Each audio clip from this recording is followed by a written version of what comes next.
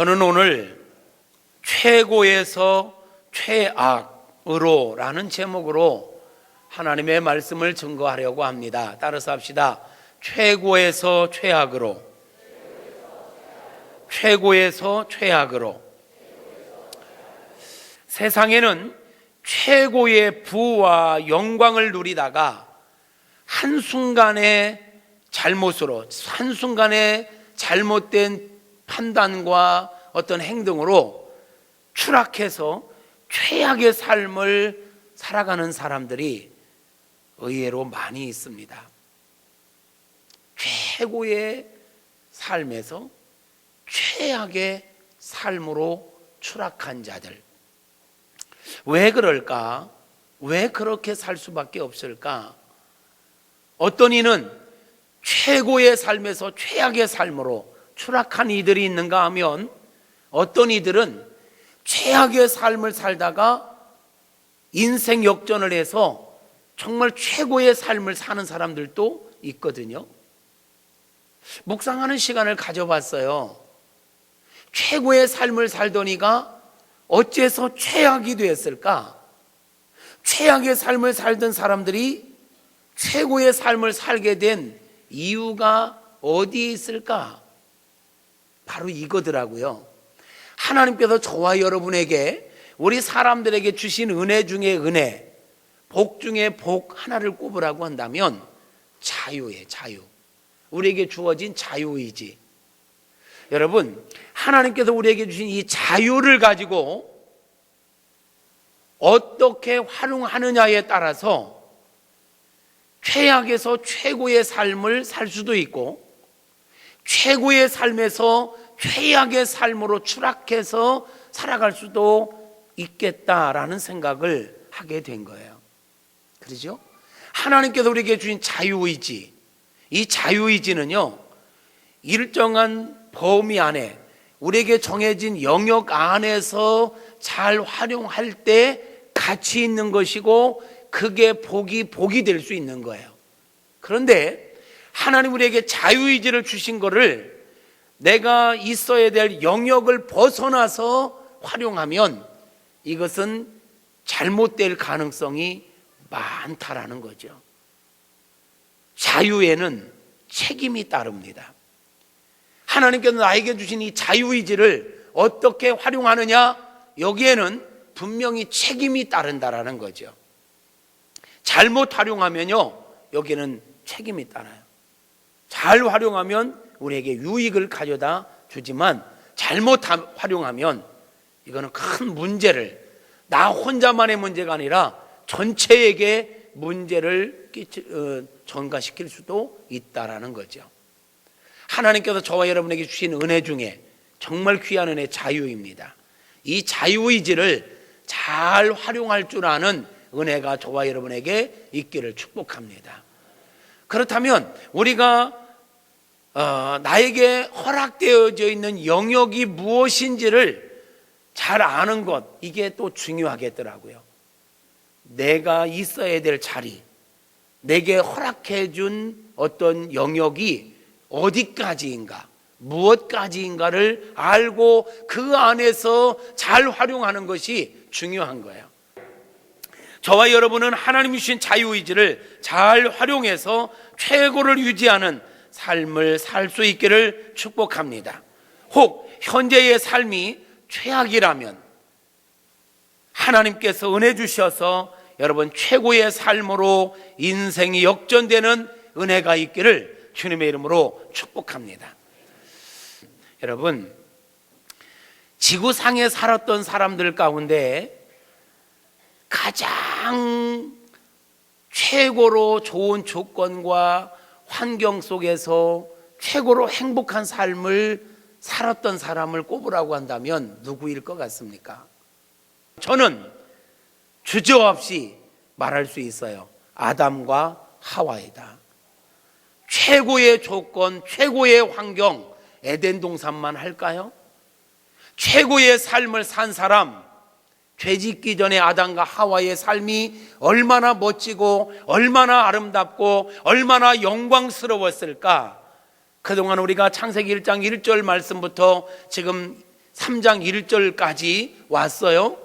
네, 그동안 1장 2장을 보면서 에덴 동산의 삶이 얼마나 멋졌을까 충분히 우리가 느낄 수 있었잖아요. 그렇습니다. 그런데 그렇게 살던 아담과 하와에게 문제가 생겼습니다. 최고의 자리에서 최악의 자리로 추락하게 된 결정적 사건이 하나 있었습니다. 그게 오늘 우리가 읽었던 창세기 3장 1절부터 8절의 이야기입니다. 하나님께서 아담과 하와에게 그 아름답고 멋진 에덴 동산을 허락하시면서 이 동산에 있는 모든 것 너에게 허락한다. 그러나 단 한 가지는 금하겠다. 에덴 동산 중앙에 있는 선악과만은 금한다. 아까워서였나요? 아닙니다. 몇 주 전에 선악과에 대해서 설교를 했지요. 선악과의 의미가 무엇이었던가요? 선악과의 의미는 아담아, 너는 나를 닮았고 나의 생명을 내가 너에게 넣어 주었지만, 그리고 이 에덴 동산에 있는 모든 걸 너에게 위임했지만 네가 진짜 주인은 아니다. 네가 진짜 왕은 아니다. 너 이 선악과를 보면서 착각하지 마라. 내가 왕인 것처럼, 내가 진짜 주인인 것처럼 착각하면 안 된다. 너는 청지기이다. 너는 피조물이다. 네가 내가 허락한 이 모든 것들을 누리면서 영원히 살 수 있는 비결은 내가 한 가지 그만 이 선악과를 따먹지 않는 것이다. 여러분, 선악과는 하나님과 우리 사람들과의 영역 구분이었습니다. 영역이었습니다. 어떤 선이었습니다. 하나님의 영역, 사람의 영역을 딱 나누는 선, 이게 바로 선악과였습니다. 하나님께서 아담과 하와에게 자유의지를 주셨습니다. 이 자유의지를 하나님께서 허락하신 영역 안에서 활용했어야만 됐습니다. 그런데 아담과 하와는 하나님께서 주신 자유의지를 가지고 하나님의 영역을 도전한 것입니다. 하나님의 영역을 침범한 것입니다. 하나님이 주신 자유의지를 잘못 활용한 것입니다. 그러므로 한순간에 최고의 자리에서 최악의 자리로 추락하게 된 것입니다. 이게 비극인 것입니다. 오늘 성경은 우리에게 이렇게 말하고 있지 않습니까? 어느 날 사단이 뱀을 통해서 하와에게 찾아왔습니다. 하와에게 찾아와서 뱀이 하와에게 묻습니다. 하와야, 이 하나님께서 이 에덴 동산에 있는 모든 실과를 다 먹지 말라고 하시더냐? 먹지 말라고 하시더냐? 이렇게 한번 툭 건드려 봅니다. 모든 실과를 먹지 말라 하시더냐? 그랬습니다. 하나님께서는 이렇게 말씀하셨습니다. 에덴 동산에 있는 모든 실과는 먹을 수 있지만 에덴 동산 중앙에 있는 선악과만은 먹지 마라. 그걸 먹는 날에는 반드시 죽으리라. 이게 하나님의 말씀이었습니다. 그렇지요? 그런데 사단은 싸잡아서 묻습니다. 에덴 동산에 있는 모든 열매를 먹지 말라고 하시더냐? 오늘 1절에 그렇습니다. 1절을 볼까요? 그런데 뱀은 여호와 하나님이 지으신 들짐승 중에 가장 간교하니라. 뱀이 여자에게 물어 이르되 하나님이 참으로 너희에게 동산 모든 나무의 열매를 먹지 말라 하시더냐? 이렇게 질문을 합니다. 그 질문 앞에 하와가 이렇게 대답했다면 얼마나 좋았을까요? 아니야, 이 에덴 동산에 있는 선악과만은 먹지 말라. 선악과를 제외한 나머지 것들은 다 먹어도 된다고 했어. 그런데 선악과는 먹지 말라고 그랬어. 그걸 먹으면 반드시 죽는다고 했어. 이렇게 대답했더라면 사단이 더 이상 하와를 공격할 통로가 없는 거예요. 정확한 답이니까. 그런데 하와가 2절에서 이렇게 대답합니다.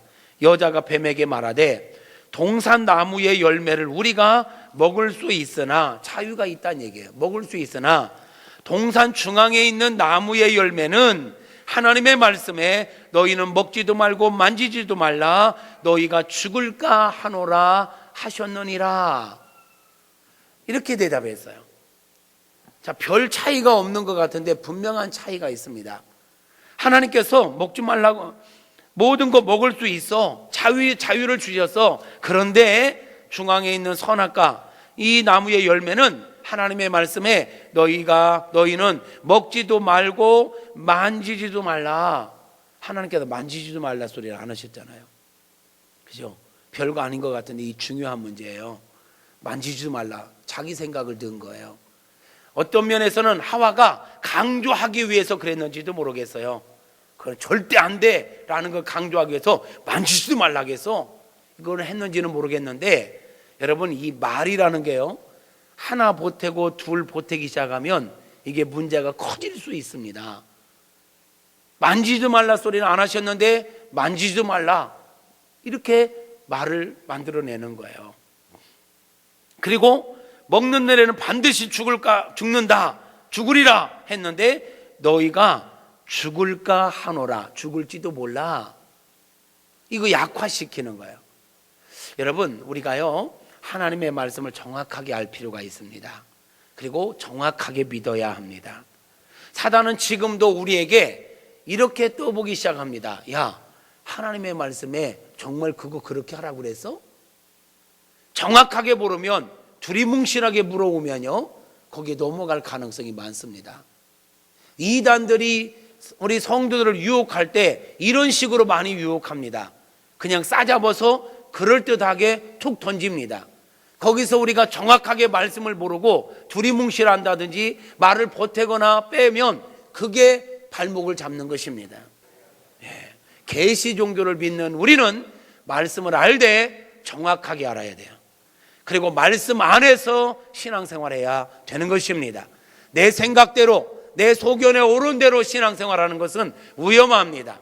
여러분, 생각대로 하지 마시고 말씀대로 신앙생활하는 은혜가 있기를 주님의 이름으로 축복합니다. 자, 하와가 3절까지 만지도 말고 먹지도 말고 만지지도 말고 말라, 죽을까 하노라, 이렇게 대답을 했어요. 그랬더니 4절에서 사단이 뱀을 통해서 이렇게 이야기합니다. 뱀이 여자에게 이르되 너희가 결코 죽지 아니하리라. 푹 치고 들어오는 거예요. 이게 애매하니까 아주 강력하게 확신 있게 말해요. 결코 죽지 않아. 괜찮아. 사단이 그냥 딱 손을 그어버리는 거예요. 먹어도 괜찮아. 딱 처음 하와가 안 돼 이랬어야 되는데 애매하니까 사단이 괜찮아 이렇게 들어오는 거예요. 여기에서 지금 문제가 발생하는 거예요. 그러면서 한마디 덧붙입니다. 5절에 왜 하나님께서 너에게 그거 먹지 말라고 한 줄 아냐? 너희가 그것을 먹는 날에는 너희 눈이 밝아져서 하나님과 같이 되어 선악을 알 줄 하나님이 아심이라. 이게 무슨 말이냐면요, 야 하와야, 속지 마. 하나님께서 왜 이거 선악과 먹지 말라고 한 줄 알아? 너희들이 선악과 먹으면 너희들 눈이 밝아져 가지고 하나님처럼 될까 봐 먹지 말라고 한 거야. 니들이 하나님처럼 될까 봐 먹지 말라고 한 거야. 속지 마. 먹어도 결코 죽지 않는다. 아주 그냥 확신 있게 말을 하더니 이게 덧붙이는 거예요. 하나님에 대해서 의심을 하게 만드는 거예요. 의심을 하게 만드는 거예요. 왜 먹지 말라고 한 줄 아냐? 하나님처럼 될까 봐 먹지 말라고 한 거야. 하나님이 질투하는 거야. 니들 이렇게 되는 거 그래서 막은 거야. 바보처럼 그걸 믿어? 여기에서 넘어지는 거예요. 여기에서 그 소리를 듣고 하와가 6절을 보세요. 그 소리를 듣고 여자가 그 나무를 보니까 어떻게 돼요? 먹음직도 하고 보암직도 하고 지혜롭게 할 만큼 탐스럽기도 한 나무인지라. 그 소리를 듣고 보니까 진짜 그거 먹으면 하나님처럼 될 것 같아. 금방 내 자기가 막 하나님처럼 될 것 같은 막 생각이 드는 거예요. 그러니까 보암직도 하고 먹음직도 하고 지혜롭게 할 만큼 탐스럽기도, 새롭게 보이는 거야. 그 다음에 바로 나오는 게 뭡니까? 그렇게 되니까 여자가 그 열매를 따먹었다. 그 열매를 따먹고 끝난 게 아니죠. 함께 있는 남편에게도 주매 그도 먹은지라. 죄의 전염성이에요. 내가 죄 짓고 끝나는 게 아니에요. 죄 짓게 되면 옆에 사람 끌고 들어가요. 함께 가요. 함께 가게 돼. 함께 있는 남편에게도 주매 그도 먹은지라. 이게 문제잖아요. 이렇게 되니까 어떻게 됩니까? 7절에 보니까 이에 그들의 눈이 밝아져 자기들이 벗은 줄을 알고, 아니 지금까지도 벗고 살았어요. 전혀 문제 없었어요. 부끄러운 줄도 몰랐어요. 왜? 순수함이 있기 때문에 부끄러움이 아니었어요. 그런데 하나님께서 금하신 그 영역을 딱 넘어서니까 영안은 어두워지고 육안이 밝아진 거예요. 쓸데없는 게 보이기 시작하는 거예요. 순수성이 깨진 거예요. 그러므로 어떻게 됩니까? 자기들이 벗었음을 인하여 눈이 밝아져 벗은 줄을 알고 무화과나무 잎을 엮고 치마로 삼았더라. 수치를 가리기 시작하는 거예요. 여러분, 사람이 뭔가 부끄러워지기 시작한다, 뭔가를 가리고 덮고 감추기 시작한다, 이건 순수성이 깨졌다는 증거예요. 문제가 있다는 얘기죠. 그렇지 않습니까 여러분? 순수함이 깨진 거예요. 이게 문제인 거예요. 더 나아가 이제 자기들 안에서 그걸로 끝나지 않아요. 8절에 보면 그들이 그날 바람이 불 때 동산에 거니시는 여호와 하나님의 소리를 듣고 아담과 그의 아내가 여호와 하나님의 낯을 피하여 동산 나무 사이에 숨은지라 그랬어요. 여러분, 이 선악과를 따먹기 전에 아담과 하와 그리고 하나님과의 관계는요, 숨는 관계가 아니었죠. 만약에 선악과 따먹기 전에 하나님께서 거니시는 소리를 들었다면 아담과 하와가 어땠을까요? 아, 하나님, 아이 반가워요. 막 이렇게 하면서 막 안기고, 또 얼마나 행복했을까, 얼마나 즐거웠을까. 이게 행복 아닐까요? 근데 선악과를 딱 따먹고 나니까 그들이 어떻게 됩니까? 하나님이 거니시는 소리를 듣고 낯을 피했다, 숨었다. 이게 비극 아니겠어요? 사랑하는 성도 여러분, 사단은 지금도 우리에게 다가와서 자꾸만 부추깁니다. 떠보기도 합니다. 뭐 하라고?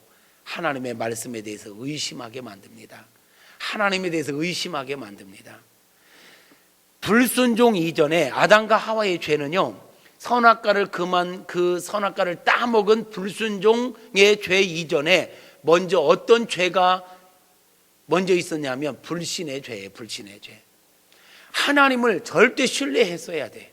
어떤 유혹 앞에서도 하나님을 의심하면 안 돼. 근데 사단의 말을 듣고 하나님을 의심하는 거예요. 진짜가? 우리가 이거 먹으면 하나님처럼 될까 봐 하나님 먹지 말라고 한 건가? 우리를 제한시킨 건가? 의심 말이에요. 의심하면 불순종합니다. 불신에는 불순종이 반드시 따릅니다. 사랑과의 관계도 그렇습니다. 사랑과의 관계도요, 어떤 상황 속에서도 관계를 유지하려면 불신하기 시작하면 안 됩니다. 신뢰의 관계가 되어야 되는 것입니다. 여러분, 모든 사람과 더불어 신뢰의 관계가 될 수 있기를 주님의 이름으로 축복합니다. 할렐루야. 첫째, 어떤 상황에서도 하나님을 신뢰하십시다. 어떤 소리를 듣고도 하나님을 의심하지 마세요. 하나님을 의심하면 최악의 삶이 됩니다. 하나님께서 주신 모든 걸 다 잃어버리게 됩니다. 하나님을 절대 신뢰할 수 있기를 바랍니다. 세상 모든 사람이 변하고 세상 사람들이 믿음을 떠나도 우리는 주님을 신뢰하고 오직 주님만을 의지하고 나아가는 믿음의 사람들이 될 수 있기를 주님의 이름으로 축복합니다. 할렐루야. 그리고 저는 이 말씀을 보면서 한 가지 더, 우리 사람들과의 관계성 속에서도 문제가 생기는 대부분의 원인이 말 때문이에요. 말 때문에. 그래서 말을 좀 잘해야 되겠다. 말을 참 잘할 수 있기를 축복합니다. 잘 말할 수 있기를 바랍니다. 말만 잘하는 사람이 되라는 게 아니에요. 잘 말하는 사람.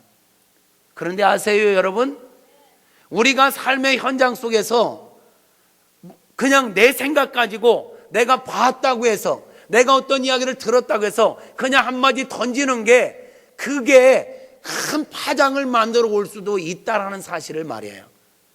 그렇다면 우리가 직접 본 것도 사실이 아닐 가능성 많아요. 내가 직접 들은 것도 사실이 아닐 가능성 많단 말이에요. 하물며 내가 직접 보지도 않고 듣지도 않은 걸 그냥 어렴풋이 누구에겐가 한마디 들은 거를 마치 그게 사실인 것처럼 거기에 내 생각까지 보태서 이야기한다면 이게 얼마나 큰 문제를 일으킬 수 있는 문제가 되냔 말이에요. 그러므로 여러분, 제일 좋은 건 다른 사람에 대해서 말하고 싶으면 좋은 것만 하십시오. 좋은 것만 하십시오. 우애 주는 것만 하십시오. 세워주는 것만 하십시오. 부정적인 말은 그냥 절제하십시오. 말 안 해도 진실은 언젠가 드러나요. 뭐 그렇게 역사적 사명감을 가지고 그것을 다니면서 얘기합니까?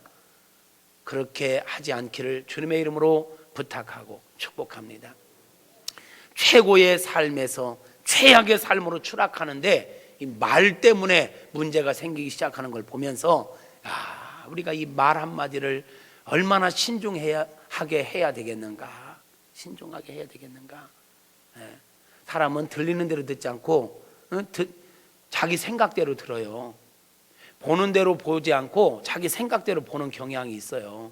자기 입장에서, 자기 상황 속에서 그러거든요. 그러므로 여러분 자신도 너무 믿지 마세요. 여러분이 본 것도 너무 믿지 말고 여러분이 들은 것도 너무 믿지 마세요. 우리가 생각에 따라서 얼마든지 바라보는 시각이 바뀔 수 있거든요. 우리가 뭔가를 보고 뭔가를 들었다고 해서 그게 다 내가 판단하는 모든 것에 절대 기준은 될 수가 없단 말이죠.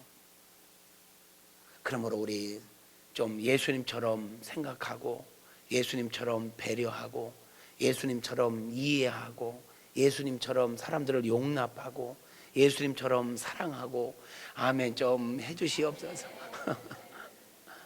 이렇게 살았으면 참 좋겠습니다. 저는 우리 교회가 그런 교회가 됐으면 좋겠습니다. 여러분, 목사는 시험에 들을까 안 들을까요? 뭐 그렇게 자신 있게 얘기해요. 목사도 시험에 들어요.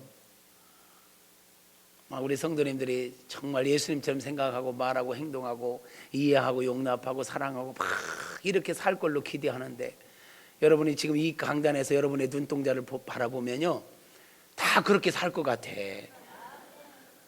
막 믿음이 확 온다니까. 애써서 나는 아닌데 하고 째려보지 말고.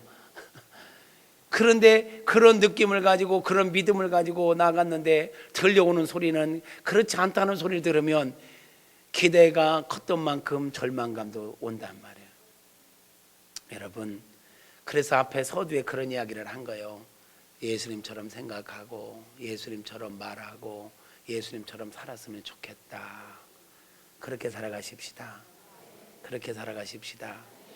하나님께서 주신 은혜를 계속해서 누릴 수 있는 비결은 하나님 주신 자유의지를 잘 활용하는 거예요.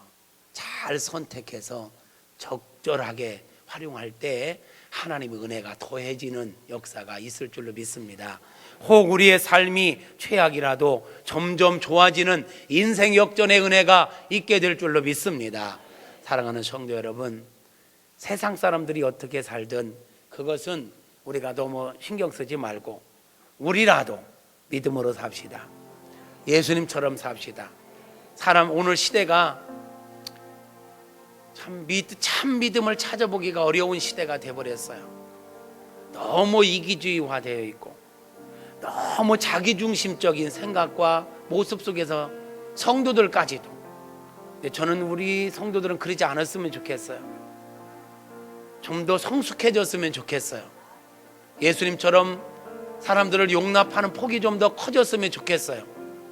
나와 다른 사람을 좀 더 용납하고 품을 줄 아는 그런 큰 사람들이 됐으면 좋겠어요. 아멘. 어떤 유혹 앞에서도 아담과 하와처럼 하나님을 불신하지 말고 하나님의 말씀을 불신하지 말고 오직 절대 믿음으로 살아가는 저와 여러분 되어질 수 있기를 소망합니다.